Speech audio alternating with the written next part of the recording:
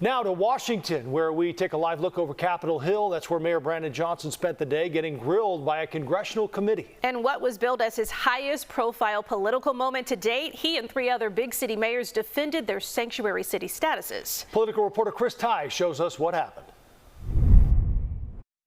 It was a day of low blows and high expectations for a mayor that was facing a Republican committee on offense.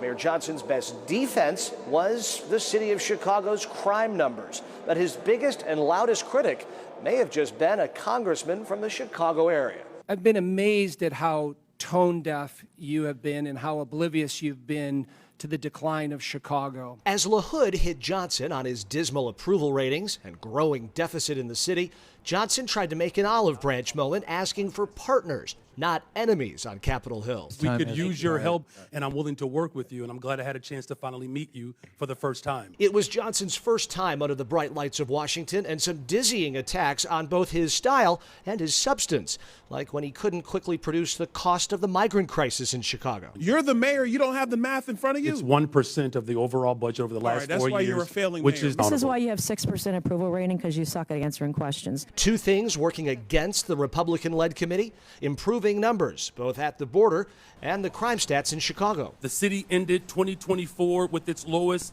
homicide rate in 5 years.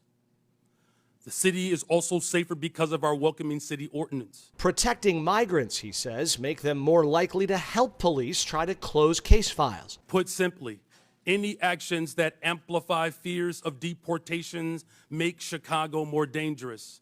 Those fears cause witnesses and victims to avoid cooperating with police. Little discussed today the threat committee members made to withhold federal funding from these cities. Instead, a threat of charging the mayors personally. Mr. Chairman, I don't understand why we haven't been discussing obstruction of justice. I'm all going to be criminally referring you to the Department of Justice for investigation.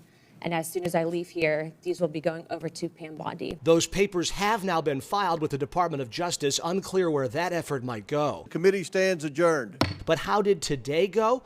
The mayor compared it a bit to his old job. How do you feel you did, and how did you prepare?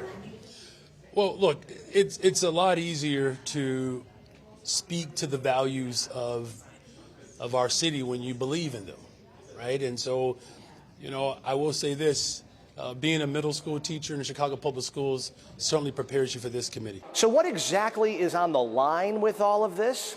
Federal funding. And while it did not come up much, if at all, in the committee hearing Wednesday, the committee's leader saying to us it very much is still on the front burner, but when that might take effect or in what fashion remains unclear. In Washington, Chris Tye, CBS News, Chicago.